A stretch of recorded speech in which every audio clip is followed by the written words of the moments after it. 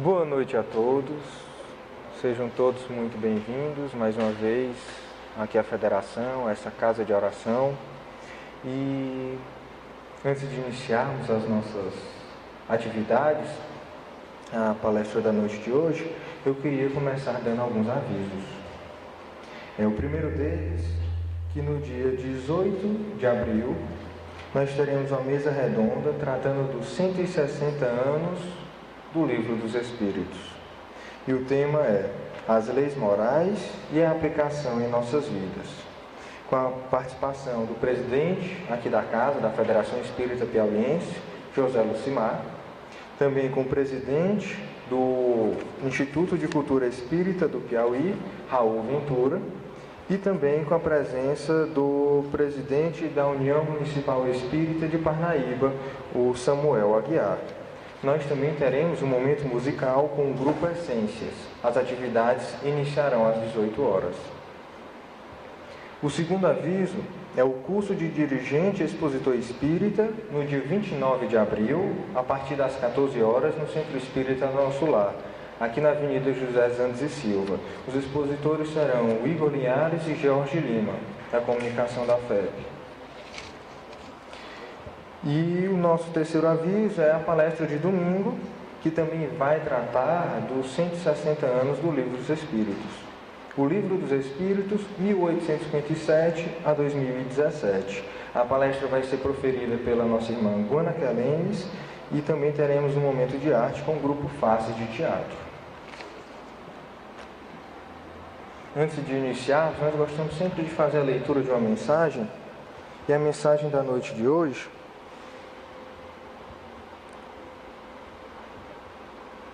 é do livro A Verdade Responde, psicografado por Emmanuel, psicografado por Chico Xavier e o Espírito Emmanuel, certo? E a mensagem intitulada A Influência do Espiritismo. E ela diz assim: a influência do Espiritismo, em verdade, a feição de movimento libertador das consciências, será precioso fator de evolução em toda parte. Na ciência, criará novos horizontes à glória do Espírito. Na filosofia, traçará princípios superiores ao avanço inelutável do progresso.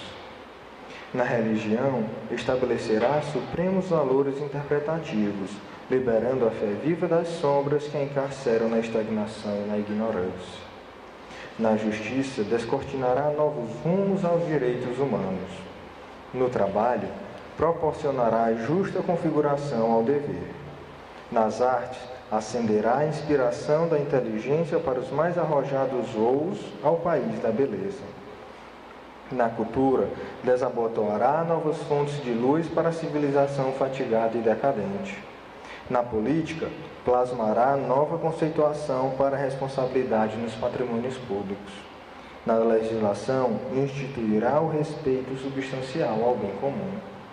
E em todos os setores do crescimento terrestre, à frente do futuro, ensinará e levantará, construindo e consolando, com a verdade a nortear-lhe a marcha redentora. Entretanto, somente no coração é que o Espiritismo pode realmente transformar a vida. Não basta erguer-se o homem às novas experiências de natureza exterior sem bases no sentimento. Civilizações múltiplas vão surgindo no mundo, alcançando o apogeu e descendo de novo ao sepulcro de pós e cinza. Conduzamos o coração às bênçãos da doutrina salvadora, que abraçamos com Cristo e, desse modo, a ressurreição da terra, começando por dentro de nós, constituir-nos-á, no abençoado amanhã, o paraíso conquistado para a nossa alegria perpétua, em perpétuo esplendor.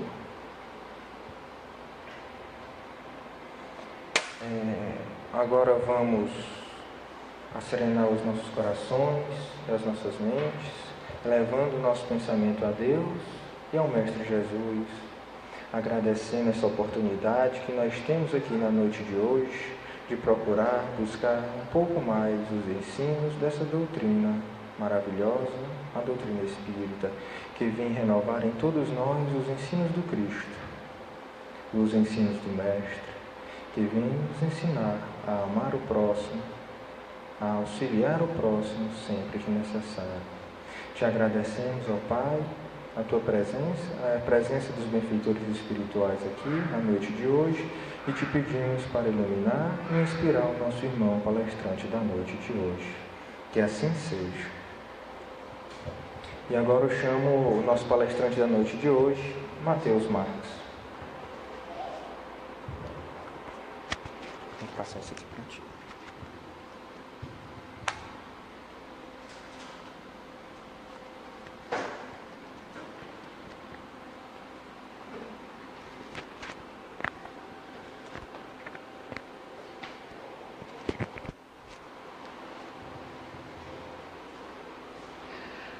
Boa noite, é uma grande felicidade estar aqui mais uma vez na Casa Mater do Espiritismo do Piauí, nossa grande federação, e é uma grande honra para mim ser convidado nesse mês, que é o mês que o Livro dos Espíritos faz 160 anos.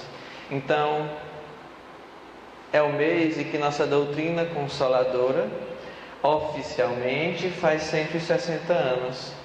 Mas para pessoas como eu, ligados àquela parte do Evangelho, do cristianismo redivivo do Mestre Jesus, acredito eu que a doutrina espírita tenha começado há 2000 anos atrás, com Jesus e principalmente naquelas pequenas igrejinhas do caminho, em que nossa doutrina tenta resgatar tudo aquilo. E lembrando de Chico Xavier, certa vez que chegou em uma certa cidade, minúscula, mas como a chegada dele era como uma celebridade, o pequeno centro espírita que lá tinha nessa cidade estava tão lotado que até pessoas penduradas na janela tinham apenas para ver nosso grande Chico, que quando foi iniciar a sua fala falou: sei porque aqui está tão lotado, porque todos nós estamos com a saudade imensa de Jesus. E para estar aqui numa sexta-feira da Semana Santa, onde muita gente viaja, tenho plena certeza, como todos nós, estamos com muita saudade desse mestre. E hoje, eu não gosto muito de usar slides, mas para falar um pouco da nossa história como espírita, do início das mesas girantes, nós temos que falar um pouco da história. Lembrando sempre que quando viemos aqui falar um pouco, é sempre sobre o nosso Cristo e como nosso Jesus usou tantos artifícios, com tantas dificuldades, com certeza, para trazer até nós isso. Então o tema de hoje é: não era apenas mesas girantes, imortalidade da alma, codificação e ciência. Vamos lembrar da história, vamos lembrar do contexto histórico da Europa naquela época. Claro que se a doutrina espírita tivesse chegado ao mundo em 1400 e 1500, Allan Kardec teria sido colocado numa fogueira junto com todos os seus seguidores. Então, para que a doutrina espírita chegasse ao mundo, existiu o tempo certo, existiu a hora certa. Então, chegou em 1857, oficialmente, com o lançamento do Livro dos Espíritos, mas tem um contexto histórico. No contexto histórico da civilização ocidental europeia, no século XIX, como os historiadores gostam de falar, compreende entre o fim das guerras napoleônicas e o início do conflito mundial, o primeiro. É um século complexo, marcado por profundas transformações políticos, sociais e econômicas, que influenciaram muitas gerações. Então foram esse tipo de transformações. A independência americana, que aconteceu um tempo antes, influenciando muito a França, que pouco tempo depois iniciou-se a Revolução Francesa, com seus ideais de fraternidade e igualdade.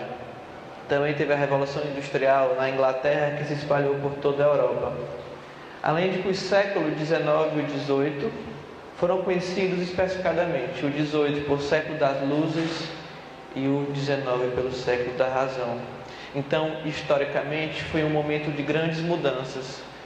O homem começou a pensar, começou a raciocinar. Tanto é que, nesta época, a Igreja Católica começou a perder muita força e o protestantismo a ganhar. que o protestantismo usava um pouco mais a razão e era menos dogmático do que o catolicismo naquela época. Foi a época de grandes cientistas, grandes nomes do iluminismo, onde a razão começou a imperar. Então, foi nesse contexto histórico que começou várias movimentações espirituais para trazer o espiritismo. Olha, se hoje, em 2017, ainda hoje somos acusados de fazer macumba e ter parte com o diabo, ainda hoje vocês imaginam naquela época. Então vocês imaginam se viesse antes disso. Então precisou o planeta Terra estar maduro suficientemente para receber. Assim como precisou estar maduro para receber o Mestre Jesus, por mais que não entendesse de pronto. Como também nem todos entenderam o Espiritismo de pronto. Lembrando também que nessa época apareceu Napoleão. Napoleão tinha a missão de auxiliar Kardec. Napoleão era para proteger Kardec e auxiliar em toda a propagação. Mas lembrando de um dos livros de André Luiz, onde o benfeitor Alexandre diz que apenas 3% das pessoas, dos missionários que vêm à Terra, conseguem concluir sua missão com êxito. Porque os outros 97% se desviam no meio do caminho. Porque os chamados da vida da carne são muito fortes. E as pessoas acabam se desviando no meio da vaidade e no meio do orgulho. Napoleão foi levado em desdobramento a uma grande reunião no mundo espiritual, onde personalidades eminentes estavam lá. E um, em especial, disse a ele que naquele ano um certo homem iria reencarnar para levar o Evangelho de Jesus, redivivo, e que ele deveria ter sua missão de proteger e ajudá-la na propagação. Esse ano, nosso querido Napoleão perdeu-se no meio da vaidade, no meio do poder e no meio do orgulho, e coroou a si mesmo imperador. E entrou por caminhos distorcidos, acabando em um vale de lágrimas e tristeza, desviando-se totalmente do caminho, entrando pelo caminho do despotismo, atrapalhando a missão de Kardec. Então vamos começar pelo começo dos fenômenos. Antes das mesas girantes, temos o Hydesville, que foi o primeiro fenômeno. Como a gente lá no nosso grupo estamos estudando o ESD, e bem no comecinho do ESD tem isso tudo aí. E coincidentemente estamos bem no começo. O pessoal até ficou rindo, achando que isso era alguma história de terror que eu ia contar por causa dessa foto. Mas não, isso é a família Fox. Hydesville era uma pequena cidade norte-americana, nos Estados Unidos. Isso aconteceu 10 anos antes de iniciar-se o Livro dos Espíritos. O que foi que aconteceu na pequena cidade de Hydesville? Começou-se a ouvir na pequena casa, que aí diz é uma tosca cabana. Foi todo tirado da apostila do Wesley, isso. Uma tosca cabana, começou a ouvir-se batidas o tempo todo. E as pessoas iam atrás, querer saber, principalmente os moradores da casa, e ninguém achava a causa dessas batidas. Certa feita, uma das irmãs Fox, eu diria a mais corajosa, obviamente, não mais corajosa porque hoje em dia nós temos toda uma ficção, uma educação desde pequeno que espíritos são coisas erradas, é assombração, é isso, e além dos filmes que exploram esse terror. Naquela época não tinham tudo isso, eles tinham medo do diabo, obviamente, pela educação católica, mas assim, de espíritos.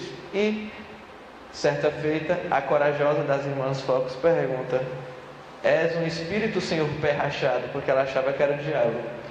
Se for um espírito, se for sim, dê 2 batidas. Se for não, dê 1 batida.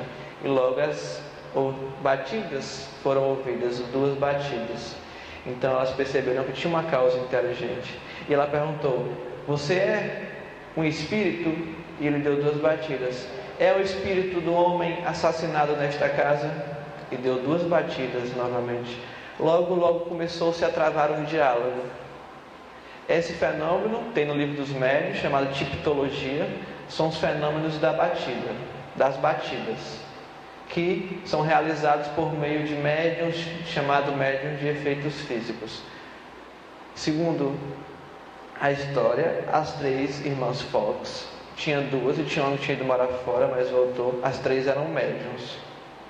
E começou-se a travar esse diálogo, e várias pessoas começaram a ir para lá, para casa, com curiosidade, querendo ouvir, e sempre os fenômenos iam se repetindo, até que um rapaz criou um tipo de fórmula de comunicar-se com eles de forma mais direta. Colocava-se um alfabeto, ele ia passando o dedo por cima das letras, e quando era a letra que o espírito queria, ele dava uma batida. Assim começaram-se a formar frases.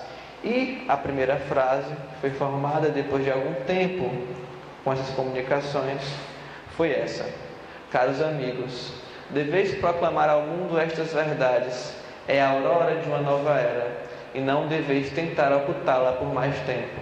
Quando houverdes cumprido o vosso dever, Deus vos protegerá, e os bons espíritos velarão por vós. Então era chegada uma nova era, uma era onde os bons espíritos iriam descer e auxiliar a Terra, auxiliar na sua evolução e no seu esclarecimento. Essa foi a primeira frase formada. E esse fenômeno de Hydesville foi conhecido como o fenômeno do nascimento do espiritualismo moderno nos Estados Unidos. A casa logo começou a ser visitada por pessoas e pessoas que vinham de fora. Certa feita foram tentar reproduzir esses mesmos fenômenos em um auditório, as irmãs Fox, e conseguiram. Os fenômenos repetiram-se dentro do auditório com a multidão assistindo. Mas lá fora existia uma multidão querendo linchar, querendo quebrar e matar as irmãs Fox. Para você ver como ainda a intolerância que vem de hoje no passado era muito maior. Elas não voltaram a repetir, não publicamente, esses fenômenos. Então, iniciou-se o espiritualismo naquele contexto do Hydesville, 10 anos antes do lançamento do Livro dos Espíritos. De 1847, se não me engano, 47, para 57, quando foi lançado o Livro dos Espíritos, começou-se a aumentar os fenômenos. Começou-se primeiro na América, das batidas, das mesas, das movimentações, fenômenos paranormais, fenômenos estranhos, e de repente chegou na Europa, movimentando a Europa inteira, mas em especial, uma certa concentração ficou na França, principalmente em Paris, e a alta sociedade adorava reunir-se em grandes salões, colocando a mão em cima das mesas, para que pouco tempo depois a mesa começasse a produzir barulhos que ninguém sabia de onde vinham. Com o tempo as mesas começaram a levitar. Depois de levitar, elas começaram a girar. Então foi conhecida como os fenômenos das mesas girantes. Engraçado que as pessoas que não conhecem o espiritismo ou têm uma visão deturpada, ela acha que a gente só se reúne no centro espírita para fazer isso daí, colocar a mão em cima da mesa e esperar alguma comunicação do além, como se o espiritismo não passasse disso.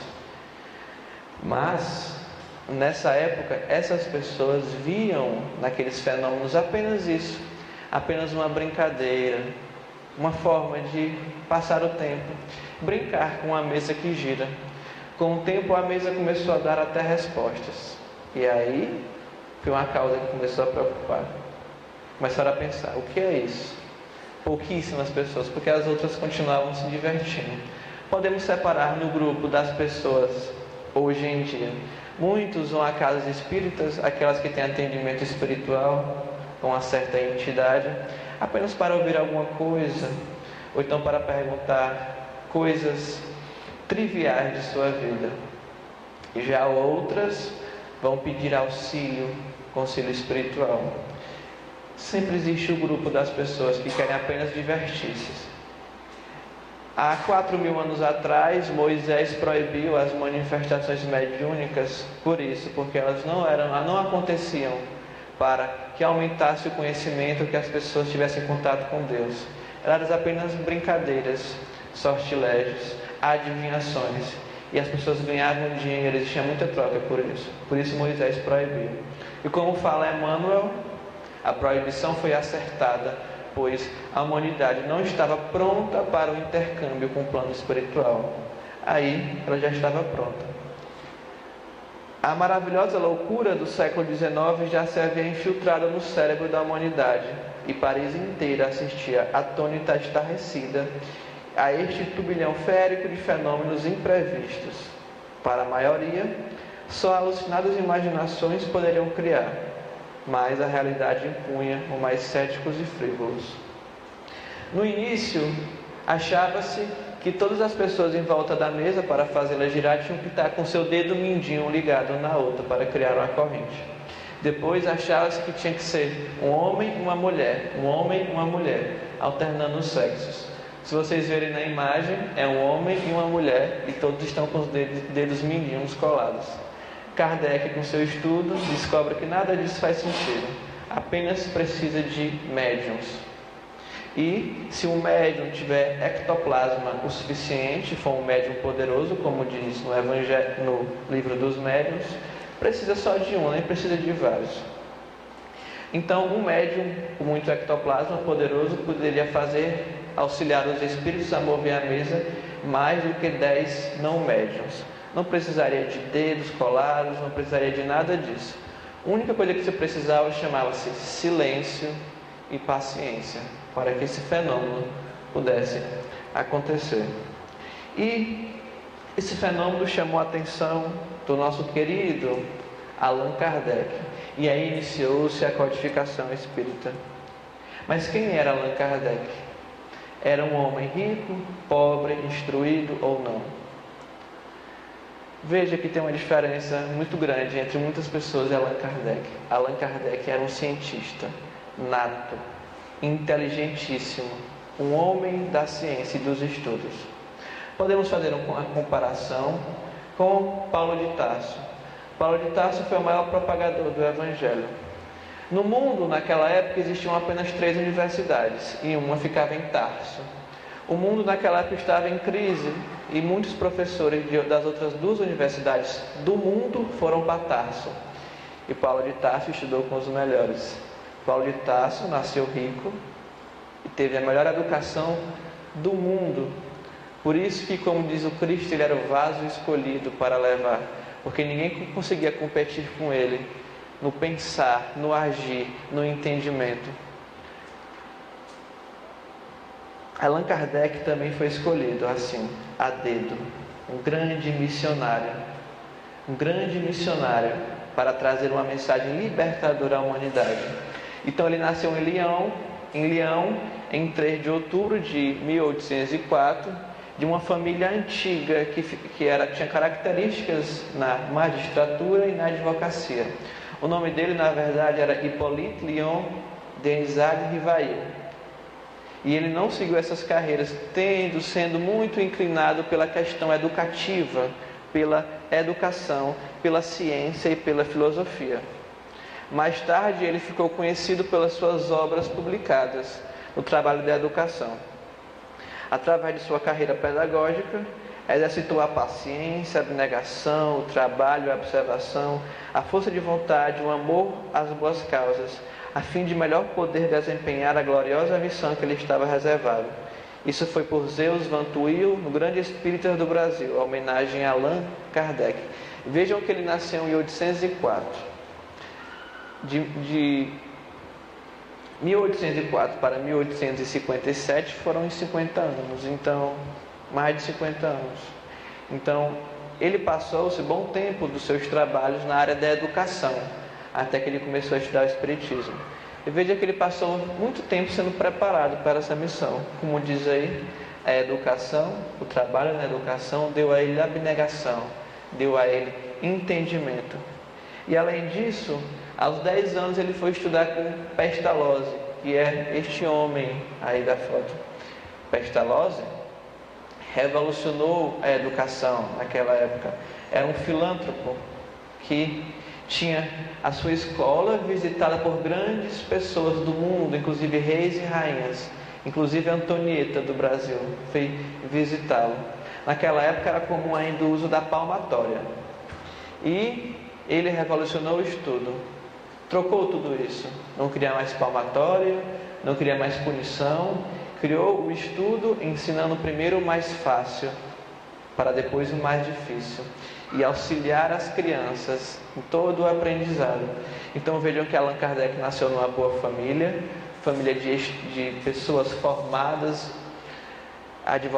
de advogados, pessoas da magistratura, e estudou com os melhores. Estudou com aquele que estava inovando na Europa. Na Europa é o berço das inovações, imagine. Com Henrique Pestalozzi, João Henrique Pestalozzi. E, segundo Emmanuel, no livro Caminho da Luz, Allan Kardec renasceu com a missão de abrir o caminho ao Espiritismo, a grande voz do Consolador prometida ao mundo pela misericórdia de Jesus Cristo. No livro de João, Evangelho de João, perdoe, lá no finalzinho, Jesus, antes da sua crucificação, fala aos seus apóstolos: eu vou, mas eu rogarei ao Pai que envie ao tempo certo o Consolador prometido, que é também chamado de Paracleto ou Paráclito, que significa consolador ou advogado ou defensor. O Consolador prometido, que vos explicará tudo a seu tempo, que vocês ainda hoje não têm capacidade de entender. Esse Espírito de verdade, esse Consolador prometido, chama-se o Espírito de verdade. Para as outras religiões, a evangélica e a católica, esse Consolador prometido é o Espírito Santo que veio no Pentecostes. Mas para nós, da doutrina espírita, o Consolador prometido é a própria doutrina espírita. Porque a doutrina espírita foi presidida pelo Espírito que se chamava Espírito de verdade, que veio realizar a promessa do Mestre Jesus. Então veja a importância. Então o Espiritismo é então uma promessa do Cristo. Há 2000 anos o Cristo prometeu que chegaria um Consolador que explicaria tudo. Você já viu uma doutrina mais consoladora do que essa? Que faz você entender que aqueles seus parentes que desencarnaram, na verdade, não morreram porque a morte não existe. Eles estão em outro plano, à sua espera. Estão aqui muitas vezes lhe visitando, mas você às vezes não vê, não sente. Eles podem mandar mensagens para você. E por mais que a dor da separação seja grande, enorme, e nem é porque nós somos espíritas que nós não sentiremos essa dor, sentiremos sim, mas não se compara à alegria do reencontro. É uma doutrina consoladora sim. Tira o véu da morte. A morte não existe mais. E o primeiro contato com as mesas girantes de Kardec. Vamos ver como Kardec era um homem da ciência. Foi em 54, pela primeira vez eu ouvi falar das mesas girantes. Isso aqui está no livro Obras Póstumas. É um texto do próprio Kardec. Encontrei um dia o magnetizador, Sr. Fortier, a quem eu conhecia desde muito, e me disse: já sabe da singular propriedade que acaba de descobrir? O magnetismo? Parece que já não são somente as pessoas que se podem magnetizar, mas também as mesas. Naquela época, o magnetismo como ciência havia sido descoberto. Então, todo mundo achava que aquelas mesas girantes era obra do magnetismo. Veja, o fenômeno espírita, ele mesmo identificou-se quem era. Não foi assim: eu acho que isso é um espírito e vou identificar. Não. O próprio fenômeno disse: eu sou um espírito. Isso não é o magnetismo. Então Kardec, todos achavam que era fruto do magnetismo. Já sabe da singular propriedade que descobriu o magnetismo? Também as mesas, conseguindo que elas girem e caminhem à vontade. É com efeito muito singular, respondi. Mas, a rigor, isso não me parece radicalmente impossível. O fluido magnético é uma espécie de eletricidade e pode perfeitamente atuar sobre corpos inertes e fazer com que eles se movam, disse Kardec, o homem da ciência. Algum tempo depois, encontrei-me novamente com o Sr. Fortier, que me disse: temos uma coisa muito mais extraordinária. Não só se consegue que uma mesa se mova magnetizando-a, como também que fale. Interrogada, ela responde. E Kardec responde: isto agora, repliquei-me, é outra questão. Só acreditarei quando vir e quando me provarem que uma mesa tem cérebro para pensar, nervos para sentir e possa tornar-se sonâmbula. Até lá, permita que eu não veja, no caso, mais do que um conto para fazer-se dormir em pé. Veja como foi o posicionamento de Kardec frente à história de que mesas moviam e principalmente mesas davam resposta. Por que ele surpreendeu-se com ela dar resposta? Porque isso deriva de uma causa inteligente. Porque uma causa aleatória, poderíamos pensar em várias coisas, mas inteligente, então tem alguma coisa inteligente que está movendo a mesa, dando resposta. Mal sabia ele que realmente tinha um cérebro, sim, invisível, de um espírito ali, mexendo naquela mesa. A causa era inteligente. Tempos depois, quando Kardec começa a estudar Espiritismo, ele vai perceber que os espíritos são totalmente diferentes. São, na verdade, como os homens aqui. Alguns sabem mais, alguns sabem menos, alguns têm uma péssima índole, alguns são maravilhosamente elevados. Não faz diferença. Nós, às vezes, romanceamos isso. Queremos acreditar em tudo que os espíritos dizem. Mas os espíritos são homens que viveram na Terra e continuam a ser lá como são aqui. E no início da doutrina espírita, quando Kardec viu, ele falou: compreendi antes de tudo a gravidade da exploração que ia compreender. Percebi naqueles fenômenos a chave do problema, tão obscuro e tão controvertido do passado e do futuro da humanidade. A solução que eu procurara toda a minha vida era, em suma, toda a resolução das ideias e nas crenças.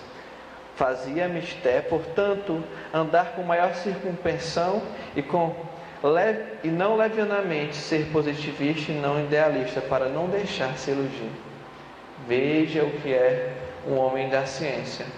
Enquanto toda a população gostava de brincar, via aquilo uma brincadeira, um passatempo, Allan Kardec, pelo contrário, não. Ele viu uma causa interessante. Ele olhou para aquilo e viu uma nova ciência.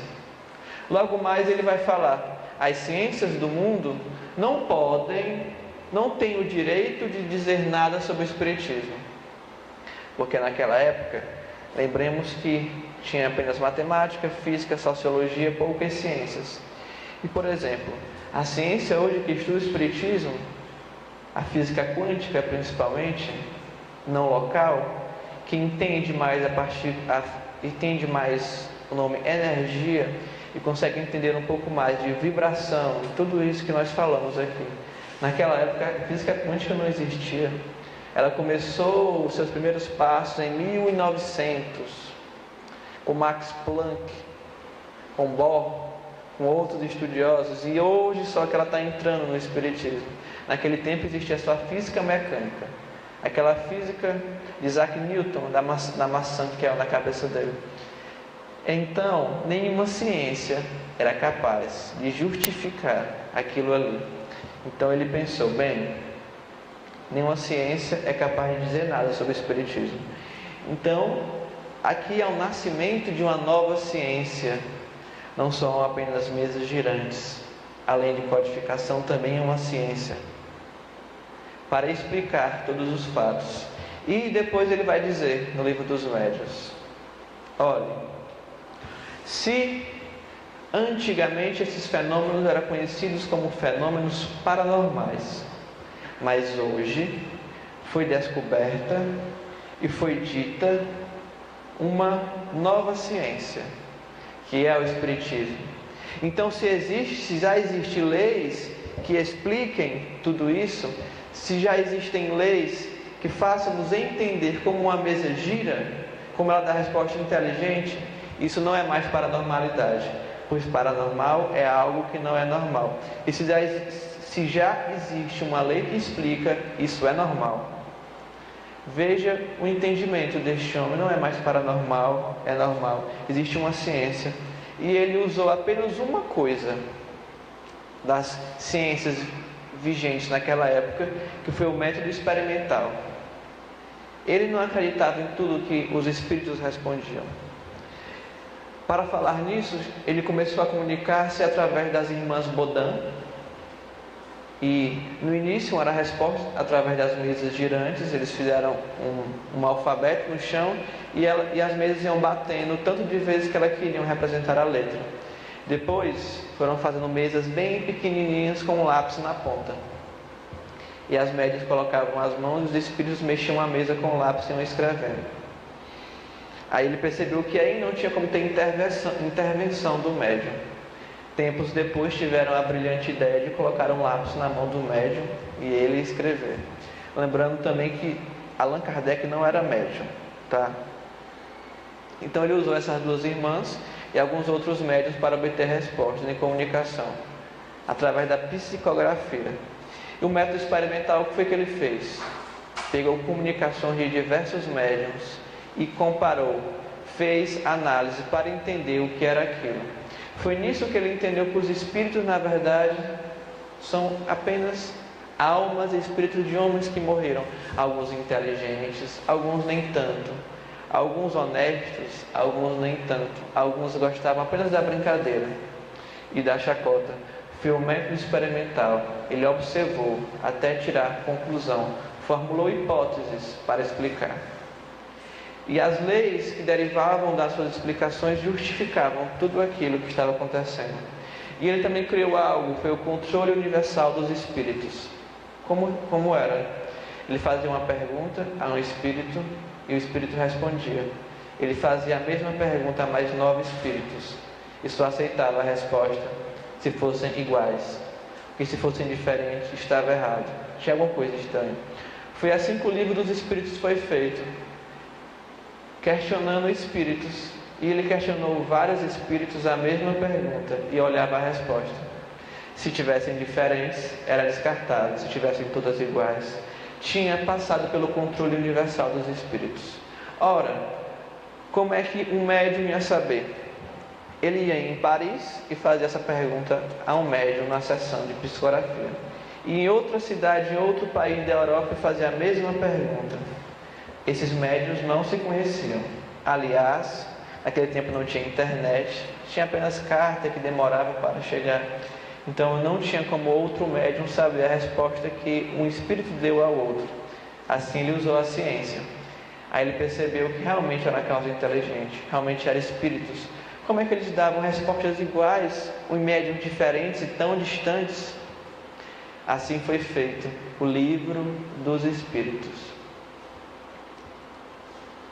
Pontos principais da doutrina espírita.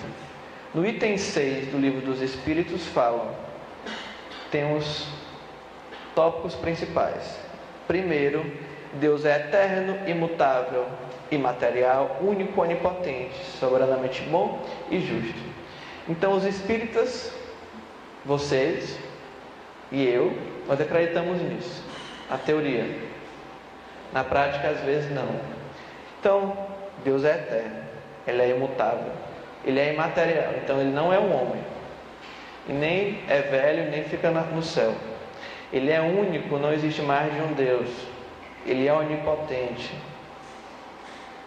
Se Ele é único, se Ele é onipotente, podemos então aceitar que existe um local de intenso sofrimento, onde as pessoas ficam lá sofrendo eternamente, levando e sendo espetadas por um ser que, ao contrário de Deus, é todo mal. Então, se a gente aceitar que existe um local como esse, Deus não é onipotente. Ele não está em todos os lugares, porque Ele não estaria lá. Então quebraria esse paradigma de Deus. Então não tem como o inferno existir. Se Deus é bom e justo, lembramos daquelas criancinhas que dão aquela resposta: é porque Deus quer. Então nós estamos sofrendo nessa vida por algum problema. Estamos sendo vítimas de injustiça? Não, porque se Deus permite, e ele é justo, por alguma causa deve-se aquele sofrimento. Então veja, a doutrina espírita, ela é uma ciência, ela é uma filosofia com consequências religiosas, porque se nesse estudo os espíritos dizem que Deus é eterno, imutável, material, único, onipotente, bom e justo, isso não dá consequências religiosas no nosso entendimento. Então nós não podemos reclamar da condição que viemos, com deficiência física, algum problema. Não podemos reclamar da família onde nascemos, porque aquilo foi colocado para nós, com a causa justa. Deus coloca para você conviver com aquelas pessoas muitas vezes que mais débito você tem. Parece que você nem sabe como é que você nasceu naquela família, você se sente ali. Maioria das vezes nós fizemos tão mal aquelas pessoas e não sabemos, ou elas fizeram a nós e nós não sabemos. Estamos ali para, com as ligações do sangue, tirar a ligação de ódio de encarnações passadas, ligando pelas ligações do amor. Então, se você tem alguém difícil em sua família, pai, mãe, irmão, não vou nem entrar no mérito das tias, né? Porque se for das tias, aí sempre tem muitas.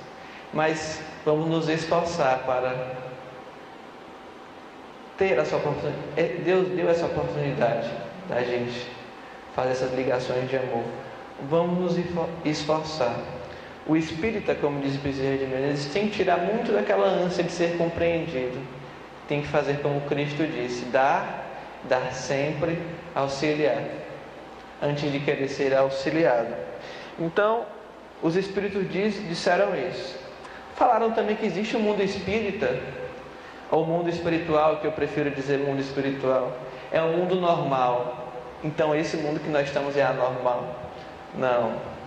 Mas o mundo espiritual é primitivo, eterno, pré-existente, sobrevivente a tudo. Opa, aí já tem outra consequência.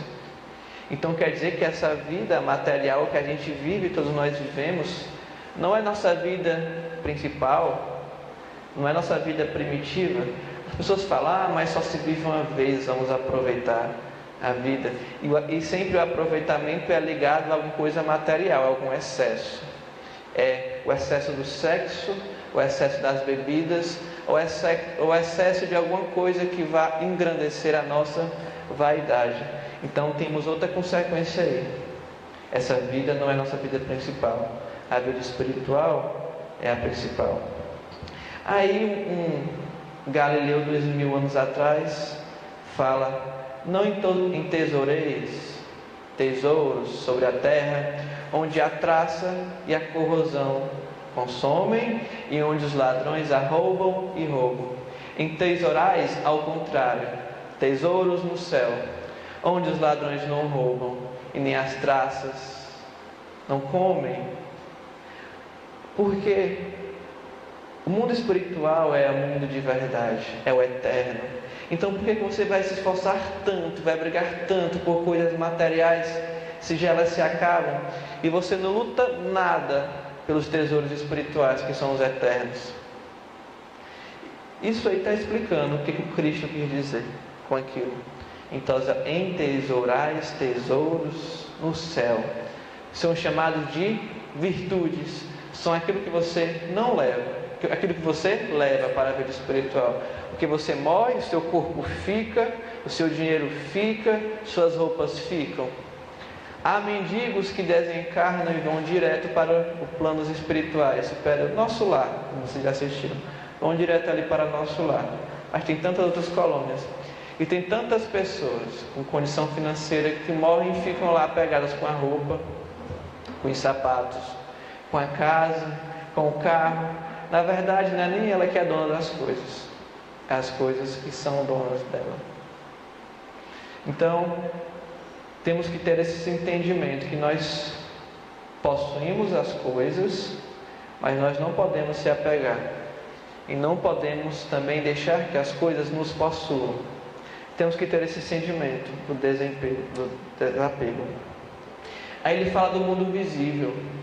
É o mundo visível ou corpóreo, secundário. Eis que nós estamos. Poderia deixar de existir ou nunca ter existido sem que isso alterasse o mundo espiritual. Então esse mundo visível aí podia acabar, que o mundo espiritual continuaria muito bem. E o mundo espiritual poderia acabar, que também Deus estaria tudo bem. Não estaria tudo bem porque Ele é um Pai misericordioso e bom. Sofreria muito com isso. Mas o universo todinho poderia acabar sem aconteceria nada com Deus. Assim como o mundo visível poderia acabar e não aconteceria nada com o mundo espírita.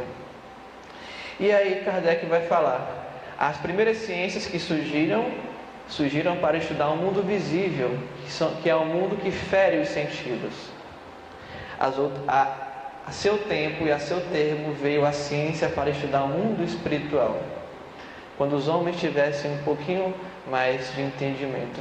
E vejam que não eram apenas mesas girantes, é uma nova ciência, filosofia, com consequências morais, com consequências religiosas, que veio explicar de uma maneira científica tudo aquilo do que Jesus queria dizer há 2000 anos atrás. Então a doutrina espírita é um tríplice: doutrina filosófica e científica com consequências morais. É um tríplice: religião, ciência e filosofia. No livro dos médiuns tem escrito lá: experimental, espiritismo e experimental, porque o espiritismo é uma forma científica que você tem a teoria e tem a prática da mediunidade. Filosofia, o livro dos espíritos tem escrito bem em cima: filosofia espiritualista. Mário Sérgio Cortella vai falar que filosofia é um ponto de interrogação no final das frases. Aí as pessoas costumavam falar: a vida acaba após a morte. A doutrina espírita coloca uma interrogação no final: a vida acaba após a morte? Será? Kardec pergunta, os espíritos respondem: não acaba. Na verdade, eu acho que todos vocês já tiveram a sensação de, quando abriram o livro dos espíritos, encontraram lá todas as respostas que já se fizeram. Todas. A primeira ele já pergunta, uma das primeiras ele pergunta: o que é Deus? Veja que ele não pergunta quem é Deus, porque Deus não é uma pessoa. Ele quer saber o que é. Ele não entende. Humilde, Kardec era humilde. Ele não entende o que é Deus, então ele pergunta: o que é Deus? Os espíritos respondem: a causa primeira de todas as coisas. Causa primeira. Então veja, Emmanuel fala o espiritismo como um triângulo de forças espirituais. A ciência e a filosofia a vinculam na Terra, essa figura simbólica. Porém, a religião é o ângulo divino que liga aos céus. E veja que para ter uma base ela precisa da ciência e da filosofia, mas as consequências dela nos ligam aos céus, à religião. E veja os 3 livros. Primeiro, esse em 18 de abril de 57. 18 é nessa próxima semana. Vai fazer 160 anos, daqui a 4 dias, o livro dos Espíritos. A codificação. O livro dos médiuns saiu em 61, que é a nossa ciência. 64 saiu o Evangelho segundo o Espiritismo. Então, quais são? Faltam 5 minutos. Quais são as consequências à imortalidade da alma? Veja, nossos parentes que continuam vivos, a morte não existe. Nós também não morreremos. Passaremos por lado de lá e voltaremos para cá. Nascer, morrer, evoluir, tal a lei, sempre que necessário. Chico Xavier falava: se você está aqui, meu filho, encarnado, tem algum problema com você, está precisando evoluir. Disse: desculpe se tem alguém em missão aqui, algum anjo, mas se nós estamos encarnados é pela necessidade de evoluir, pela necessidade de mudar nosso coração, nosso entendimento. Nós somos seres ainda atrelados um pouco ao nosso egoísmo, um pouco muito, né? A nosso orgulho, às brigas, a tudo aquilo do nosso dia a dia. E a doutrina espírita, pelo esclarecimento, vai fazer você lutar contra isso. É como se ela pegasse aquela centelha divina no seu coração e fizesse ela brilhar. Você agir de uma forma mais divina. Como disse Jesus: brilhe a vossa luz. Isso.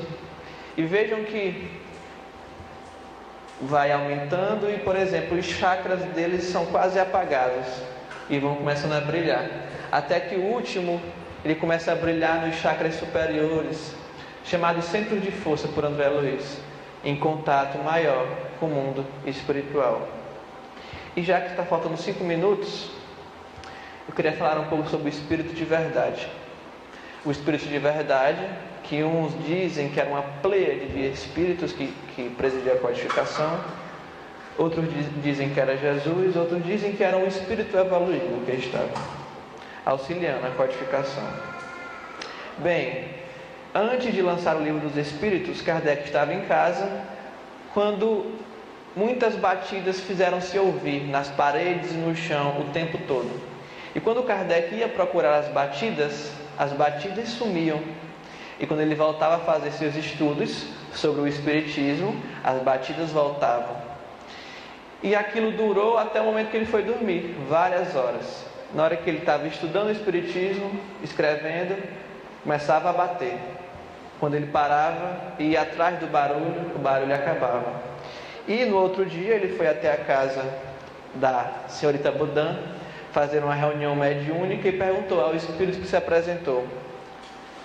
Ele falou todo o caso que eu acabei de falar para vocês. Aí quando o espírito se apresenta, ele pergunta: ouviste sem dúvida o relato que acabo de fazer? Poderei dizer-me qual a causa daquelas pancadas que me fizeram ouvir com tanta persistência? Aí o espírito responde: era teu espírito familiar. E Kardec: com que fim foi ele bater daquele modo? O espírito responde: queria comunicar-se contigo. Podereis dizer-me então quem é? Quem é ele? Podes perguntar a ele mesmo, após que ele está aqui. Meu espírito familiar, quem quer que tu sejas, agradeço-te a me teres vindo visitar. Consentirás em me dizer quem tu és? Veja a humildade de Kardec. Ele agradece e pergunta: podes, por favor, dizer-me quem tu és? E ele fala: para ti chamar-te-ei a verdade. E todos os meses aqui, durante 1/4 de hora, estarei à tua disposição. Foi o primeiro contato de Kardec com esse espírito. A verdade. A verdade. Lembrando daquele espírito chamado Espírito de Verdade que Jesus prometeu que viria à Terra apresentar e explicar toda a sua doutrina, que as pessoas ainda não entendiam. E o Espírito, que tem uma longa conversa depois daí, vai dizer para ele que existe um erro grosseiro entre a 3ª e a 30ª linha de uma página, e que ele quer que ele corrija. Aí Kardec vai falar que chegou em casa e foi olhar as suas anotações e percebeu que tinha um erro grosseiro, e ele não sabe como errou aquilo, e ele corrigiu. Então o Espírito estava querendo dizer, comunicar-se que estava ali, com ele, ao lado dele, auxiliando, e percebeu que ele errou, e quis auxiliar a ele. E Kardec, depois do Livro dos Espíritos e dos Médiuns, começou a entender as consequências religiosas disso tudo, começou a estudar a vida de Jesus, e começou a fazer em segredo um livro, em segredo. Ninguém sabia, nem os médiuns que estavam dando a ele mensagens. Então ele estava recolhendo todas as mensagens que ele recebia e fazendo um estudo do Evangelho de Jesus, para lançar a obra O Evangelho segundo o Espiritismo. 1 mês antes de lançar a obra, 1 mês ele se enclausurou, foi para um local, ficou lá, digamos um espaço, um retiro espiritual, ficou lá enclausurado fazendo a obra. Nem a mulher dele sabia que obra era aquela. Tanto é, o segredo foi tanto que o editor da obra, que ia publicar a obra, só descobriu o nome da obra no dia da publicação. Tanto era o segredo. Veja como era o homem da ciência, ele não queria que ninguém descobrisse ele. Porém, no seu retiro espiritual ele recebe uma carta de um médium, assinado por esse espírito que se diz o Espírito da Verdade. Mas o mais curioso era que o médium não era o mesmo médium, não era a mesma garotinha da família Bodin, era outro médium, que nunca o Espírito de verdade havia escrito pela mão desse médium. E aí recebe uma carta grande, eu peguei apenas um pequeno trecho para colocar aqui. Acaba de aparecer um novo livro, ou seja, Kardec foi descoberto, mas pelos espíritos, não por uma pessoa. Acaba de aparecer um novo livro, é uma luz mais brilhante que vem clarear a vossa marcha. Há 18 séculos, por ordem de meu Pai, vim trazer a palavra de Deus aos homens de boa vontade. Esta palavra foi esquecida para a maioria dos homens, e a incredulidade e o materialismo vieram abafar o bom grão que eu tinha depositado em vossa terra. Hoje, por ordem do Eterno, os espíritos bons, seus mensageiros, vêm a todos os pontos do globo fazer ouvir a trombeta retumbante. Escutai suas vozes. São destinados a vos mostrar o caminho que conduz aos pés do Pai Celestial. Sede dóceis aos meus ensinos. Os tempos preditos são chegados. Todas as profecias serão cumpridas. E tem uma carta maior aí para baixo, assinada por Espírito de verdade. E aí pergunta-se tanto, porque fala-se tanto de Jesus no movimento espírita. O Mestre, Jesus, que veio cumprir a sua palavra, veio nos auxiliar, veio nos tirar dessa cegueira espiritual que nós temos. Trouxe uma doutrina filosófica, científica, que nos encaminha para a espiritualidade maior. O mesmo Mestre que falou: quem todos os aflitos e sobrecarregados, vinde a mim, pois meu jugo é leve e meu fardo é suave. É preciso que, antes de tudo, nós comecemos a caminhar e ir à direção desse Cristo. O Cristo que veio trazer as justas consolações, os justos entendimentos, o cumprimento de sua promessa. Porque na verdade nós nunca morreremos, pois somos filhos de Deus, filhos do Eterno, uma de suas ovelhas. E o Cristo, como diz a Simão Pedro, não nos será lícito descansar enquanto uma lágrima ainda cair neste planeta. Uma boa noite, que Jesus nos abençoe hoje e sempre.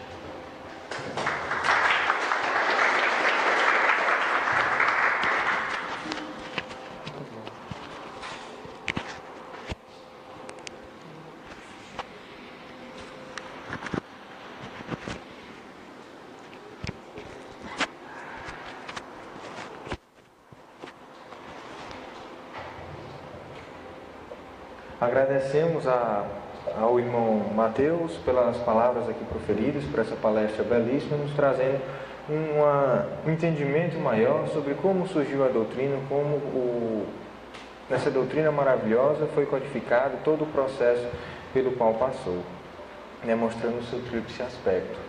E agora vamos acerenar os nossos corações, as nossas mentes, elevando o nosso pensamento a Deus e ao Mestre Jesus, agradecendo essa oportunidade da noite de hoje que nós tivemos aqui de aprender um pouco mais sobre essa doutrina consoladora.